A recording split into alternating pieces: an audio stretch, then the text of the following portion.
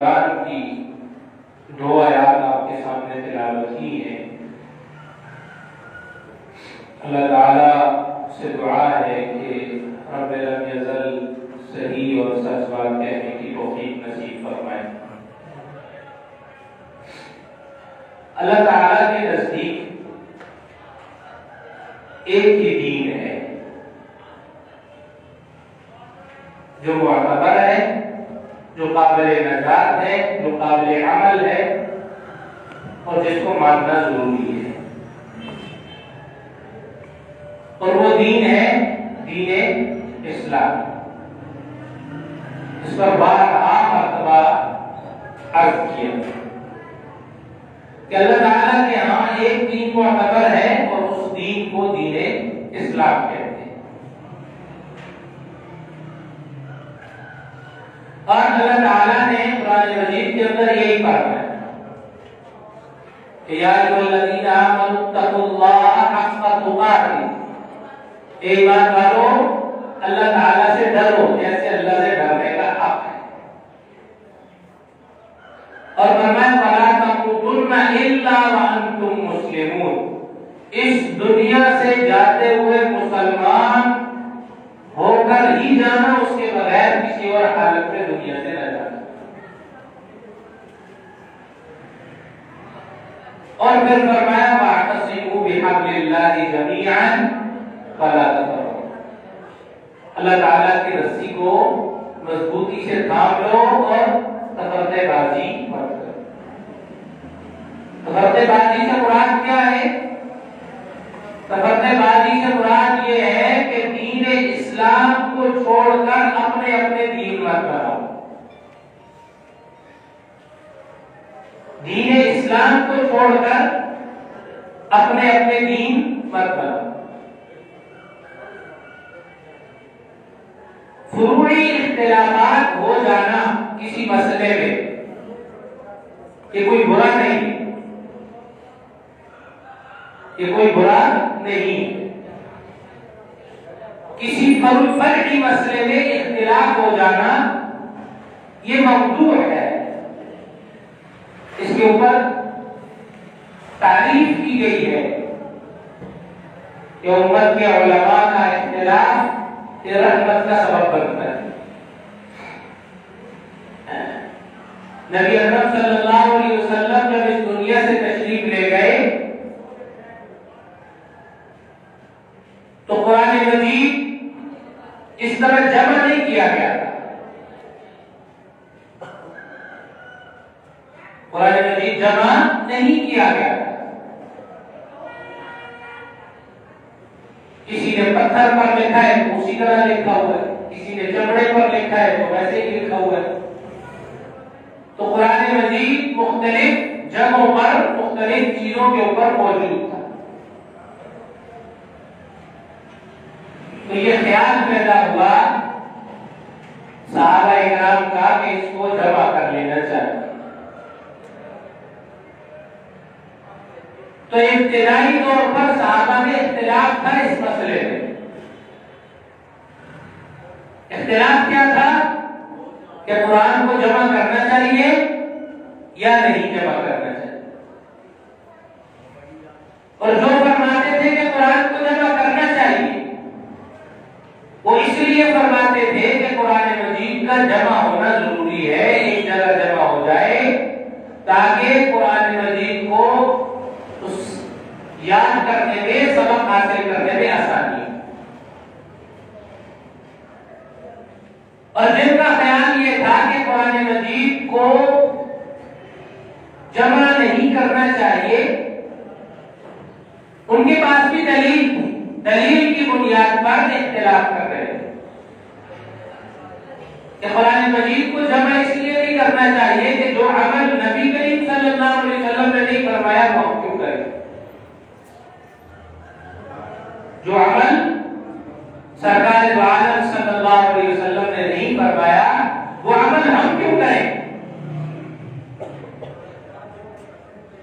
لیکن پھر ملا کر قرآن مجید کو جمع کیا گیا، مختلف جگہوں سے ہڈی، لکڑی، پتھر، پتے، چمڑے کے اوپر لکھا ہوا ایک جگہ جمع کیا. پھر سیدنا عثمان غنی رضی اللہ تعالیٰ کے دور میں ایک کاغذ منگوائے گے اور ان کاغذوں کے اوپر اس کو ہاتھ سے لکھا گیا، کتابت کی گئی اور پھر پورا مصحف بنا کر ایک شکل کے اندر اس کے مختلف نسخے بنائے اور اس کو آگے تقسیم کیا. تو میں نے عرض کیا کہ فرعی مسئلے کے اندر اختلاف ہو جانا یہ کوئی برا نہیں ہے. صحابہ کا ہو گیا اس مسئلے میں اختلاف، لیکن کیا کسی نے اس کی مذمت کی؟ اختلاف کیوں ہوا ہے بھائی؟ دین تو ایک ہے. اسی طرح نبی کریم صلی اللہ علیہ وسلم کی وفات کے بعد آپ صلی اللہ علیہ وسلم نے اپنی زندگی میں جو حضرت اسامہ کا لشکر تیار کیا تھا کہ میرے بعد اس کو فوری طور پر آپ اسلام کو بھیجنا چاہتے تھے جنگ پر، تو وہ کم عمر صحابی تھے، 17-18 سال ان کی عمر تھی اور ان کی سربراہی کے اندر بڑے بڑے صحابہ حضرت سیدنا صدیق اکبر، فاروق اعظم، بڑے بڑے لوگ، اور امیر کون ہے؟ حضرت اسامہ. یہ لشکر کے امیر ہیں، لڑکے ہیں. ابھی نبی کریم صلی اللہ علیہ وسلم کا حکم ہے، ماننا ہے. تو نبی اکرم صلی اللہ علیہ وسلم کی وفات ہو گئی، فوراً لشکر ابھی روانہ نہیں ہوا تھا. تو سیدنا صدیق اکبر رضی اللہ تعالیٰ عنہ نے جو پہلا حکم صادر فرمایا اپنی خلافت کا، ابتدائی احکامات دیے، ان کے اندر ایک حکم یہ بھی تھا کہ سب سے پہلے لشکر اسامہ روانہ کیا جائے. جس لشکر کو نبی کریم صلی اللہ علیہ وسلم بھیجنا چاہتے تھے وہ لشکر فوری طور پر بھیجا جائے. تو سیدنا عمر فاروق رضی اللہ تعالیٰ جیسے جلیل القدر اور معتبر صحابی نے اختلاف کر دیا. ایک طرف آپ صلی اللہ علیہ وسلم کا حکم ہے اور دوسری طرف سیدنا فاروق اعظم رضی اللہ تعالیٰ عنہ کی اپنی رائے ہے، لیکن اختلاف کی جرات انہوں نے کی. اور انہوں نے فرمایا کہ حالت ایسی نہیں ہے، لوگوں کے اندر افرا تفری ہے، لوگ پتہ نہیں حکم مانیں گے یا نہیں مانیں گے، لہذا آپ یہ لشکر نہ روانہ کریں. سیدنا صدیق اکبر رضی اللہ تعالیٰ عنہ نے فرمایا کہ اگر نبی کریم صلی اللہ علیہ وسلم کا حکم ماننے کے لیے مجھے کسی حد تک جانا پڑے گا جاؤ، لیکن لشکر لازمی روانہ ہوگا. تو سیدنا اسامہ بن زید رضی اللہ تعالیٰ کی قیادت میں اختلاف کے باوجود حضرت سیدنا صدیق اکبر نے لشکر روانہ فرمایا. تو اسلام کے فروعی مسائل کے اندر چھوٹا موٹا صحابہ کا، علماء کا آپس میں اختلاف ہو جانا یہ کوئی گناہ نہیں ہے، یہ اس کو اجتہاد کہا جاتا ہے، آپس میں اختلاف ہو جانا. لیکن اللہ تعالیٰ جس چیز کا مطالبہ کرتے ہیں وہ مطالبہ یہ ہے کہ دین اسلام کو مت چھوڑو، اسلام کو چھوڑ کر اپنا دین مت بناؤ، دین اپنا اسلام رکھو. اسلام کیا ہے؟ ایمان کیا ہے؟ اسلام کیا ہے؟ نبی کریم صلی اللہ علیہ وسلم سے حضرت سیدنا جبرائیل امین علیہ السلام نے پوچھا، سوال کیا کہ من اسلام یا رسول اللہ، اسلام کیا ہے؟ تو نبی کریم صلی اللہ علیہ وسلم نے اسلام کا مطلب سمجھایا، بتایا. اسلام کیا ہے؟ کہ آپ کے دل کے اندر اللہ تعالیٰ کی وحدانیت اور توحید کا اقرار ہو اور اعمال صالحہ آپ کے جسم سے جو اعمال صادر ہوتے ہیں اس کے ذریعے اس کا اظہار ہو. اور نبی کریم صلی اللہ علیہ وسلم نے فرمایا بنی الاسلام علی خمس، اسلام کی بنیاد 5 چیزوں پر. نمبر 1 شہادت اللہ الہ الا اللہ.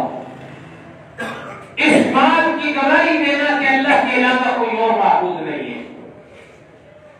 تو یہ جو اللہ تعالیٰ یہ جو پھکیاں بیچنے والے باہر بیٹھے ہوتے ہیں نا صبح شام ان سن رہے ہوتے ہیں کہ اللہ فرماتا ہے فرقوں کے اندر نہ بٹو، مولویوں نے لوگوں کو فرقوں کے اندر ڈال دیا. یہ ان کی پھکیوں کا جواب ہے اس آیت کے اندر اور اس حدیث کے اندر. ان کو بولو پھکیاں کہیں اور جا کر کرو. اللہ تعالیٰ نے ہر چیز کھول کر واضح فرما دی. اللہ تعالیٰ یہ فرماتے ہیں کہ یا ایھا الذین آمنوا اتقوا اللہ حق تقاته. اللہ تعالیٰ سے ڈرنے کا حق ادا کر دو. اور دوسرا فرمایا ولا تموتن الا وانتم مسلمون. اپنے آپ کو مسلمان کہو اور اسلام کی حالت میں اس دنیا سے جاؤ. اور اسلام کیا ہے وہ نبی اکرم صلی اللہ علیہ وسلم کی یہ حدیث مبارکہ بتا رہی ہے کہ بنی الاسلام علی 5. اسلام کی بنیاد 5 چیزوں پر ہے. شہادت لا الہ الا اللہ وان محمد رسول اللہ. اس بات کی گواہی زندگی کے ہر موڑ پر دیتے رہو کہ اللہ کے علاوہ کوئی معبود نہیں اور نبی کریم صلی اللہ علیہ وسلم کے بعد کوئی نبی نہیں.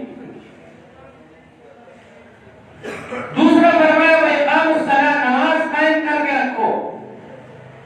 جو دن کی 5 نمازیں ہیں فجر، ظہر، عصر، مغرب، عشاء، نماز کا قیام لازم رکھو. اپنی زندگی کا حصہ بناؤ. نبی اکرم صلی اللہ علیہ وسلم نے فرمایا کل روز قیامت سب سے پہلے کس چیز کا حساب ہوگا؟ نماز کا. اگر اچھی اور پوری نکلی تو باقی اعمال اچھے اور پورے نکلیں. تیسری چیز فرمایا ایتاء الزکات. زکات کو ادا کرو. اور زکات ادا کرنے میں اتنے پختہ ہو جاؤ کہ صدیق اکبر والا ایمان تمہارے دل کے اندر آ جائے کہ اگر ایک تسمہ بھی کسی کے اوپر زکات دینا لازم ہے تو وہ زکات ہر صورت میں ادا کرے. اور اگلی چیز فرمائی وصوم رمضان. رمضان کے روزے رکھو. ایک چیز کا تعلق عقیدے کے ساتھ ہے، 4 چیزوں کا تعلق اعمال کے ساتھ ہے. اللہ تعالیٰ کے قول کے مطابق، اس آیت کے مطابق فرقوں کے اندر وہ بندہ مبتلا ہوتا ہے جو عقیدے کے اندر خرابی پیدا کر دے یا پھر اعمال کے اندر خرابی پیدا کر دے. اور عقیدے کی خرابی یہ ہے کہ اللہ کو چھوڑ کر کسی اور کے در پر سجدے کرنا شروع کر دے، اللہ کو چھوڑ کر کسی اور کو معبود بنا لے، اللہ کو چھوڑ کر کسی اور کو اپنا کارساز سمجھ لے، اللہ کو چھوڑ کر کسی اور کو بگڑی بنانے والا کہہ دے، اللہ کو چھوڑ کر کسی اور کو مددگار کہہ دے. یہ تو آدمی فرقے کے اندر مبتلا کر رہے ہیں لوگوں کو. یا پھر نبی کریم صلی اللہ علیہ وسلم کے بعد کسی کو نبی سے افضل کہے یا نبوت کے اندر شریک کہے یا نبی کے بعد کسی اور کو نبی مانے. اس کے بارے میں تو آپ کہہ سکتے ہیں کہ یہ فرقے کے اندر مبتلا کر رہے ہیں. لیکن جس آدمی کا ایمان ہے کہ اس دنیا کے اندر کارساز اور کارفرما صرف اور صرف اللہ تعالیٰ کی ذات ہے، کسی انسان اور بشر کے اندر یہ طاقت نہیں کہ اللہ کی مرضی کے بغیر ایک پتا بھی درخت سے گرا کر کے نیچے پھینک سکے. اور نبی کریم صلی اللہ علیہ وسلم، اللہ نے جو انبیاء کا مبارک سلسلہ جاری فرمایا اس دنیا کے لیے، اس سلسلے کی آخری کڑی نبی اکرم صلی اللہ علیہ وسلم پر آ کر تمام ہو گئی ہے. کسی آدمی نے اپنے دل کے اندر اس عقیدے کو پختہ کر لیا ہے تو وہ اپنے آپ کو مسلمان سمجھے. اس کا کسی مسئلے میں کسی کے ساتھ اختلاف ہو گیا، کسی دین کے فرعی مسئلے کے اندر اختلاف ہو جائے تو اس کو خام خواہ یہ کہنا کہ یہ مولویوں کی تفرقہ بازی ہے. یہ تفرقہ بازی نہیں ہے. تفرقہ بازی یہ ہے کہ اسلام کو چھوڑ کر کسی اور دین کے اندر داخل ہو جانا، یہ تفرقہ بازی. اسلام کی جو 5 بنیادیں ہیں ان 5 بنیادوں کو چھوڑ کر کسی اور راستے سے دین میں داخل ہونے کی کوشش کرنا یہ تفرقہ بازی ہے. جو اللہ تعالیٰ فرما رہے ہیں کہ وَاعْتَصِمُوا بِحَبْلِ اللَّهِ جَمِيعًا وَلَا تَفَرَّقُوا. اللہ کی رسی کو مضبوطی سے تھامو. اللہ کی رسی کیا ہے؟ یہی اللہ کی رسی ہے جو 5 چیزیں میں نے آپ کے سامنے بیان کی. اور اس کا راستہ بھی نبی کریم صلی اللہ علیہ وسلم نے بتایا ہے. اس کا راستہ بھی آپ صلی اللہ علیہ وسلم نے واضح فرما دیا. اس کے اندر بھی کوئی ڈھکی ٹوٹی بات نہیں ہے. آپ صلی اللہ علیہ وسلم نے فرمایا ہے کہ ما انا علیہ واصحابی. اگر آپ یہ سمجھنا چاہتے ہیں کہ یہ عمل دین کا حصہ ہے یا دین کا حصہ نہیں ہے, یہ اسلام کا حصہ ہے یا اسلام کا حصہ نہیں ہے, تو آپ کے پاس 2 ہی باتیں. یہ دیکھیں یا وہ عمل میں نے کیا ہوگا یا میرے صحابہ نے کیا ہوگا. اگر وہ عمل میں نے اور میرے صحابہ نے نہیں کیا, اس کا مطلب ہے کہ اس کے اندر کوئی نہ کوئی شک یا شبہ ہے. آسان سی بات ہے. تو اس لیے جو ہمیں یہ حکم دیا گیا ہے وہ حکم ہے کہ انسان اپنی ساری زندگی دین اسلام کے ساتھ کاربند رہے. ساری زندگی دین اسلام کے ساتھ کاربند رہے. اپنے آپ کو مسلمان کہے. وَلَا تَمُوتُنَّ إِلَّا وَأَنْتُمْ مُسْلِمُونَ. مرتے ہوئے بھی اسلام کی حالت میں اس دنیا سے جائے. مرتے ہوئے بھی اسلام کی حالت میں اس دنیا سے جائے. ایسے اور اگر کسی عمل کے اوپر انسان اتنا زیادہ یہ جو اختلافی مسائل ہیں ان کے اوپر اتنا سخت ہو جائے کہ اس کی وجہ سے لڑائی جھگڑا اور فتنے اور فسادات ہوتے ہوں تو ان کو چھوڑ دینا چاہیے. ان کو چھوڑ دینا چاہیے. حضرت سیدنا ابو ذر غفاری رضی اللہ تعالی نبی کریم صلی اللہ علیہ وسلم کے بڑے جلیل القدر صحابی ہیں. ابو ذر غفاری